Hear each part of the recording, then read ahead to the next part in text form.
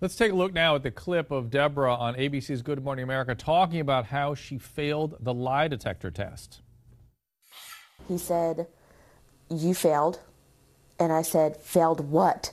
What question did I fail?" And he said, "You failed the one where you know where your daughter's at."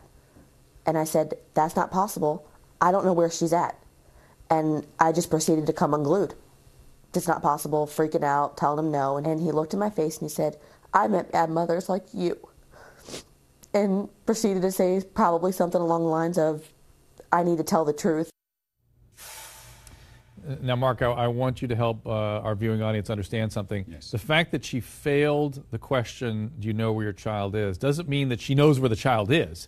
She may have other doubts about what's going on with that child, such as what the neighbor might have done with the child, what the husband might have done with the child, and not been aware that that was affecting her answer in the lie detector test. This is correct, because when you take a lie detector test, the lie detector will detect any emotion that is extreme. So it doesn't necessarily mean that she was lying about something, but she had an extreme emotion about it. Maybe it's something she wasn't even conscious of, That's just some right. feeling. And again, what about this neighbor? What is with the neighbor? Who is this guy, and where is he? What's his story? Why are people talking to him? I can't tell you who the neighbor is, but I would certainly like to see a little bit of footage of the neighbor talking about this to find out, what did the neighbor really hear? Are we seeing any signs of deception in the neighbor? Are we seeing truth in the neighbor? What is it that we're actually seeing? While we look at another clip from ABC's Good Morning America, I'm going to challenge the control room to come up with some footage of the neighbor. If you can do that for us, Mark and I will analyze it right here. Now, Deborah's husband in this tape is talking about how he realized his daughter was missing. Watch. So when you first came home, you didn't immediately realize that Lisa was gone? No. Has this put a strain on your relationship as a couple? It's actually kind of done the opposite. We've spent every waking moment together since this happened. It's actually made us a lot closer.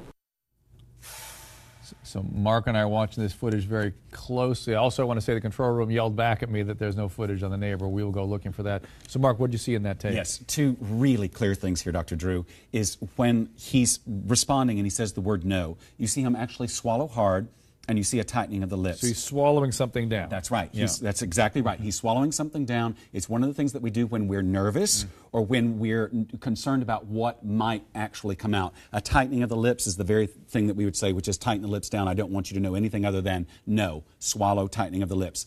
The one time that we see a microexpression on him, a microexpression appears on the face for less than a second to tell us something that we're feeling that we may be masking, we see a microexpression of happiness come up when he talks about he and his wife actually getting closer together.